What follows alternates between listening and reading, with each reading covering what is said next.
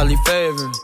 I'm bliss, highly favored. What's going on, everybody? Welcome back to another video. In today's video, I'm going to be reviewing the WWE Elite Street Fighter Series 2 John Cena as Guile figure.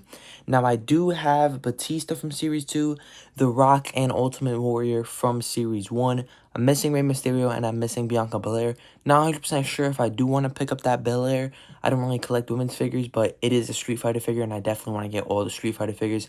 And I just haven't been able to find Rey Mysterio in stores, and he's going for like $40+ on the aftermarket, so I don't really want to spend that on that Rey Mysterio, so we'll see if I can get my hands on that. Hopefully I can, though, but definitely excited to take a look at John Cena here today. He just came in through the mail.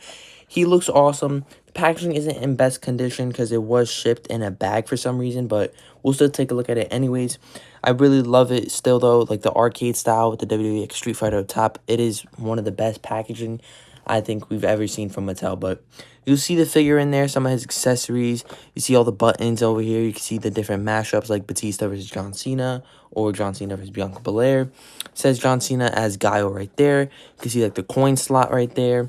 An image of John Cena on the side.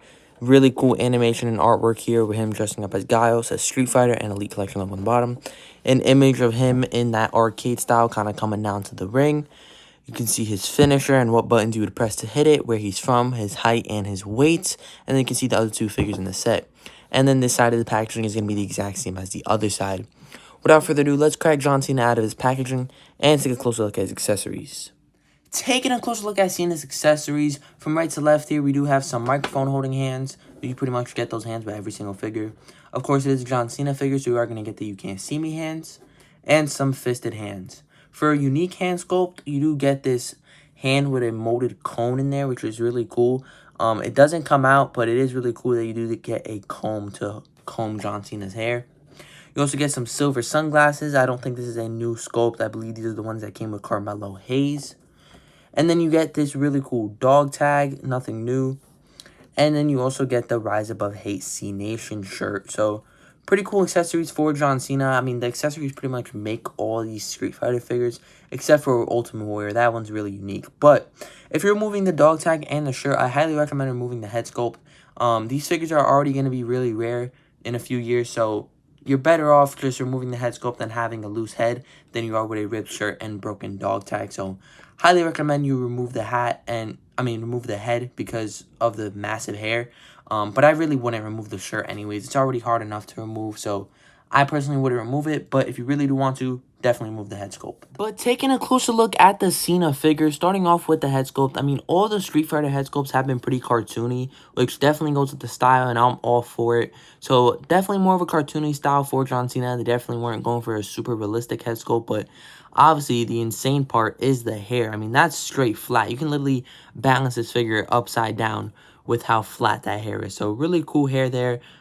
Just an insane sculpt overall, but the actual head sculpt definitely resembles Cena.